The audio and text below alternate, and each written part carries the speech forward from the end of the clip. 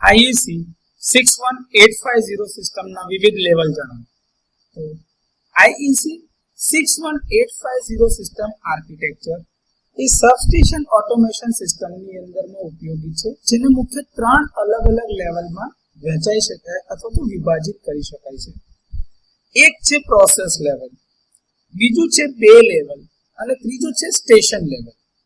આમાં જે process level છે એ આઈઈસી 61850 આર્કિટેક્ચરનું સૌથી નીચલું લેવલ છે, એટલે કે બેઝ લેવલ છે.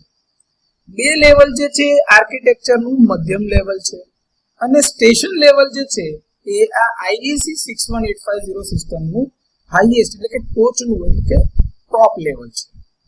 આ બધા લેવલ એક સાથે સમગ્ર સબસ્ટેશનનું પ્રોટેક્શન કરે છે અને એક રીતે સમગ્ર પાવર સિસ્ટમને કાર્યક્ષમતા અને અસરકારકતા સાથે સુરક્ષિત કરે છે.